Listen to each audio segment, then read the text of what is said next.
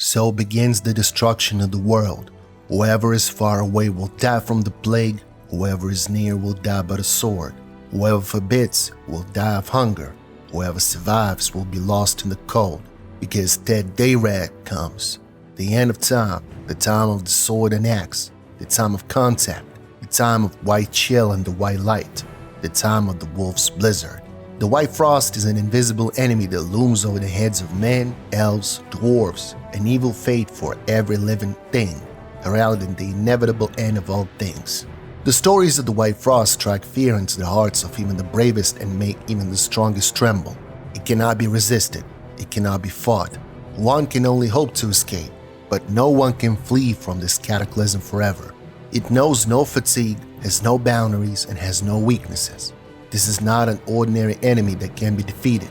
It is death itself, calm, cold, and inescapable. In each of the real or fictional worlds, there is a similar force. In the Witcher universe, the question of this very power is especially acute. Words about it echo everywhere. The nights grow longer, the days grow shorter. Winter grows even harsher. Summer now promises only a few hot days. The white frost is coming, and is there any way to escape? Let us find out. But before we begin, as always, we thank our patrons who help the channel exist while YouTube has taken away our monetization. Thank you guys. And do get yourself some hot tea, because next we have a story about the very essence of the Witcher world, about its cold and inevitable death. And Itlin's Spear.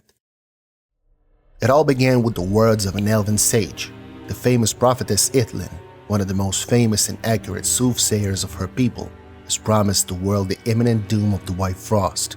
Her promise of the end of the world goes as follows. The ruler of the south will rise against the kings of the north, and his troops will fill their countries like a flood, and the nations will be destroyed. Tremble at the destroyer of nations, who will trample your land and divide it with the noose. Their cities will be destroyed and their inhabitants deprived. The bat, the owl, and the raven will inhabit your homes, make them into the serpent's nest. So begins the destruction of the world.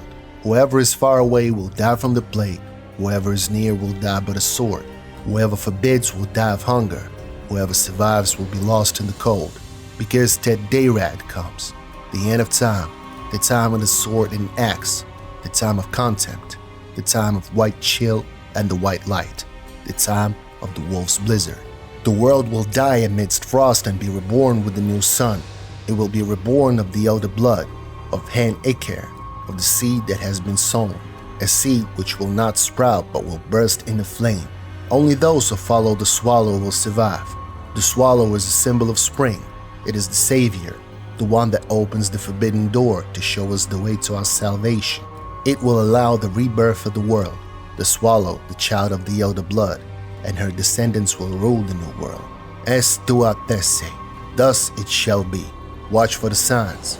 What signs there shall be? I say unto you, first the earth will flow with the blood of Enshade, the blood of elves. The words of a prediction are only as strong as the accuracy with which they come to pass. In the ears of the common people, Itlin's prophecy would have remained mere fairy tales had it not begun to come true with horrifying consistency. The ruler of the south did rise up against the kings of the north. Nilfgaard began its massive attack on the ancient kingdoms, and no one was able to stop it. A great war began. The lands were trampled and redivided, the cities destroyed, and the fortresses leveled to the ground. The land itself bled with the blood of the elves. For centuries, humans have been exterminating the Enshade, belittling, beating, executing, killing the elves. Itlin, who had lived before the elves' wars with humans, could not have known this, but she predicted it. Though no one but she believed that humans could in any way stand against the great race of the long-lived, it was impossible not to believe in the White Frost. Iflin's authority was too strong. She predicted the Northern Wars, the three great plagues of Catriona, the War of the Two Unicorns, etc., etc., etc., all of which took place after the events of the Book Saga in the 14th century. There was no reason not to trust Iflin. More importantly, her prophecies had become favorable to the powers that be in the Witcher's world. The Encyclopedia Maxima Mundi called some of the sage's predictions a fabricated hoax. Many outright crimes of kings were explained by Iflin's prophecies. For example, the terrible witch hunt that led to the martyrdom of thousands of talented sorcerers and magicians was motivated by one of Ithlin's prophecies. That text said that a terrible destroyer would come into the world, bringing fire and death with her. It was in this text that the priests of the Eternal Flame saw an opportunity. With the help of Hierarch Camelford, they proclaimed the incarnation of the destroyer on every corner, and they insinuated to the people that only sorceresses could be such an incarnation. The common folk, frightened by the tales of the destroyer, did not hinder and even helped in the hunt for sorceresses, which ended in a colossal extermination of all those who wielded power. It was only decades later that the hunt was recognized as shameful. It was the same with the White Frost. People believed in it and thought the end of the world was near. But even though the omens came true, the White Frost never arrived and never came. There were no critical changes in the climate, and as the decades passed, even children saw Ithlin's prophecy as nothing more than a fairy tale. Even the witcher Geralt of Rivia spoke of the White Frost as nothing more than a silly story. Humans are short-lived. They live in the moment. They saw the White Frost as something terrible, something that would come one day and destroy the world in an instant. Only elves and sorcerers saw the real truth. Living for hundreds of years, they could see. They could feel the decades-long, gradual and slow decline in temperature, the expansion of permafrost, the gradual increase in the length of winter, and many other signs. That is why they believed, always remembered. That is why only the elves and the sorcerers realized that Ithlin was actually right. And that is why only they realized the importance of the sage's words. The scientific basis for the White Frost. Describing what the White Frost is be fairly simple for those who have ever heard of an ice age. It is a common process that sometimes happens on planets, causing their surfaces to become covered in ice. A planet is spherical in shape. Its axis of rotation is tilted and it moves around the sun in an ellipse rather than a perfect circle. Thus, in its motion, it is sometimes closer and sometimes farther from the sun. The farther the planet moves from the central star, the colder it gets. And the less the planet's axis of rotation is tilted from the vertical, the less sunlight reaches the northern hemisphere. Both of these factors, the ellipticity of the orbit and the degree of tilt, are subject to change. These changes are cyclical. But if it suddenly happens that at the same time the axis of rotation is minimally tilted and the Earth, or any planet, is at the farthest point from the sun, the poles receive almost no light. Less light means less heat, which means the snow and ice areas grow and the situation becomes dangerous. At this point, it is not so much the distance from the sun that matters as the reflective white surface of the snow cover. From the white surface of the snow, the sunlight simply bounces back. That makes everything colder. The snow and ice cover accumulates, reflecting more sunlight, and it gets even colder. Together with ocean currents, warm air masses from the south migrate north, condense over frozen lands, and fall as snow. The bigger the temperature difference, the heavier the snowfall. The heavier the snowfall, the more white, unmelted snow there is, leading to even colder conditions. Snow falls and falls, piling up even deeper. The glacier grows in thickness and also expands horizontally, covering larger territories.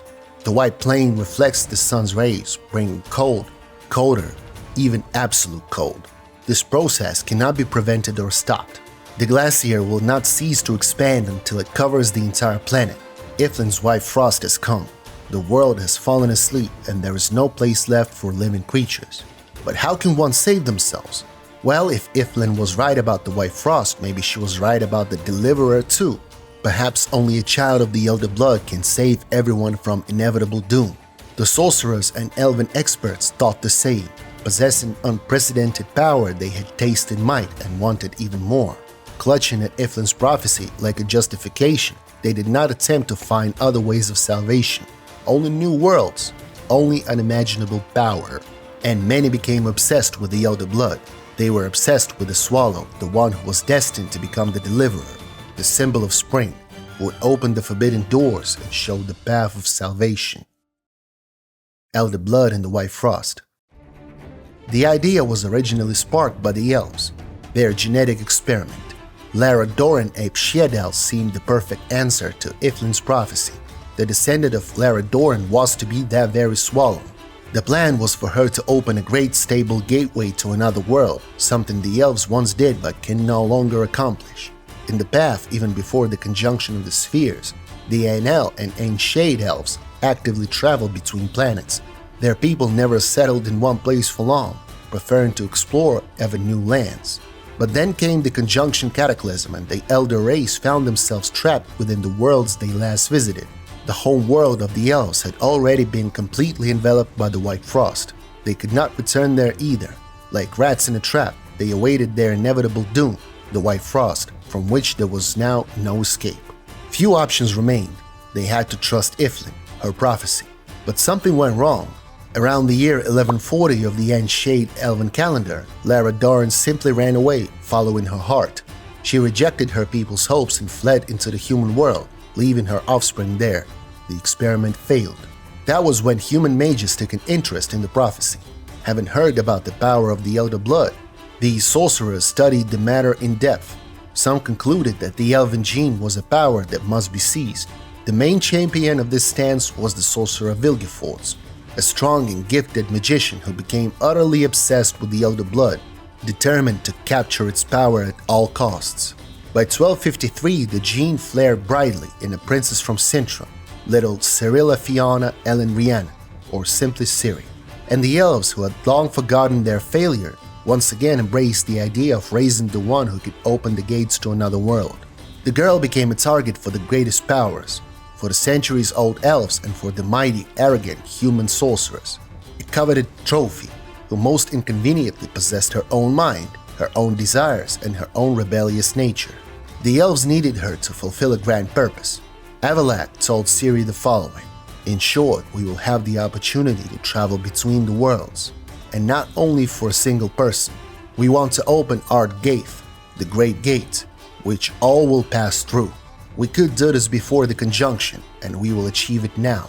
We will evacuate the dying world and the Ainshade who live there, our brothers, whom we are obliged to help. We do not neglect such a responsibility. We will take all of the worlds endangered, Ziriel, everyone, even the humans." The elves thought themselves capable of deciding the fate of entire races, contrary to Iflin's prophecy, which promised salvation only to the elves. But even if Avallac'h was trying to trick Ciri in this manner, the elves proved as arrogant as ever. Cirilla escaped them. She survived the sorcerer Vilgefortz. She refused to be anyone's tool, simply rejecting any surrender of her own destiny. She chose to forge her own path. But the Elder Blood was inextricably tied to the White Frost. Sometime after the events of the book saga, in the story of the first Witcher game by CD Projekt Red, we meet a boy named Alvin, a child of mysterious origin.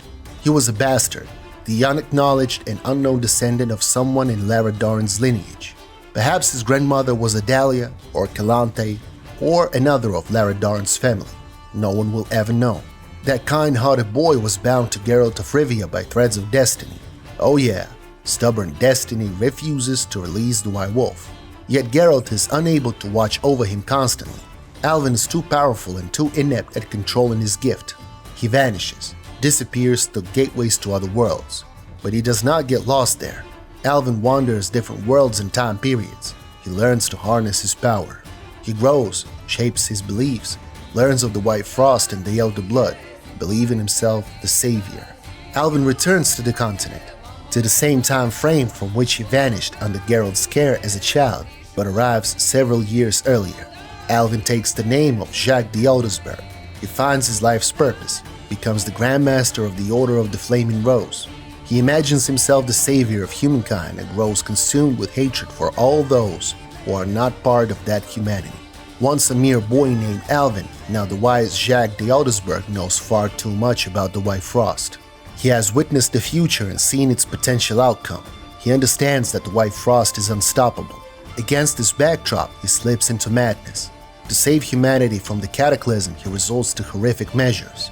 In 1270, he allies with Salamandra and begins his scheme, striving to become the most powerful individual in the Northern Kingdoms. He obeys no one and tries to eradicate anyone who opposes this rule. He attempts to lure Geralt, his old childhood acquaintance, to his side. He leads Geralt into the future, showing the Witcher what awaits human civilization, revealing the age of the Wolf's Blizzard, the hour of madness, the hour of contact, the degraded human race Itlin predicted. Jacques sees salvation in going south. He cannot create a gateway to transfer humankind out of this world. but he can postpone their doom by perhaps a few thousand years, attempting to resettle them closer to the equator. Alas, his methods are pure madness.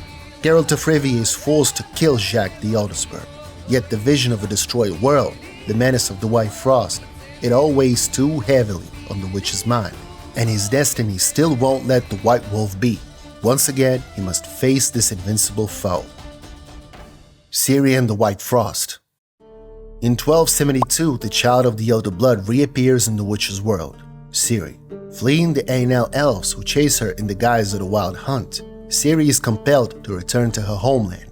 Fate once again intertwines the Elder Blood, the White Frost, and Geralt of Rivia. The Butcher of Blaviken must see through to the end and free himself of this doom. The final aim is the Tower, the portal that leads to the core of the White Frost. Ciri steps through and vanishes into the world of eternal cold. She goes to meet her destiny, into the heart of the Cataclysm, but we shall never know what transpired there. We can only speculate. In the Lady of the Lake book, Andrzej Sapkowski describes the continent of the late 14th and early 15th century. Nimue, a sorceress living in that period, says the following: "But can this really lead to a cataclysm? Can the ice that lies to the north suddenly start moving south, crushing and covering everything? How quickly can the ice at the poles grow? How many inches a year? The only port that does not freeze is the Gulf of Praxedia in Pont Venice. 100 years ago, all the major ports in the Gulf were open water throughout the year. In the chronicles, it is recorded that even in the last century, that Talgar could still grow cucumbers and pumpkins and sunflowers. Now those crops won't grow there because the growing season is too short and the winter is too rigid. Did you ever hear that Cape Wen had its own vineyard? Wines from the local vines were probably not the best, but they were cheap, and the local poets sang of them. Those vines no longer grow in Cape Wen because the winters, unlike the old, bring severe frosts and heavy snows that kill the vines. Not only inhibits the vegetation but simply kills it, destroys it. Also, snow falls in Talgar in mid-November and moves south at a rate of over 50 miles a day. And at the end of December and January, there is snow in the catchment area of Alba, where even 100 years ago nobody had seen snow. Wyatt Burke would celebrate the welcoming of spring because of the spring equinox. But it is true that the little children wonder because outside there is still snow on the ground. At the same time, I have read that in ancient times that during Burke daffodils and crocuses had already bloomed. These were the ancient times, not more than 120 years ago. Historically, it has been recently. Well, the White Frost cannot be defeated, and yet it continues advancing, slowly but surely and steadily. The continent scholars suppose total glaciation might be 3,000 to 4,000 years away. Ciri could not defeat the White Frost. You cannot defeat a planet. You cannot defeat its rotation. You cannot defeat the sun or stars. That is why Ciri came back. She realized she had to remain here, in this world, because only on the continent is there any chance for salvation. And only Ciri holds the key to the Great Gate. But in order to open it, many extraordinary events must yet unfold, or perhaps not. It is the most obvious and likely conclusion, yet we cannot say anything more, nor will we, for our knowledge is limited. Well, that is all for today. Give us a like if you enjoyed this video and subscribe to the channel. Do click on the bell so you don't miss any new content. Let us know what the author might have gotten wrong, what is unclear, or what you guys disagree with. What do you guys think of the White Frost anyway? In any case, thank you all for watching, and see you soon when the old witcher speaks once more.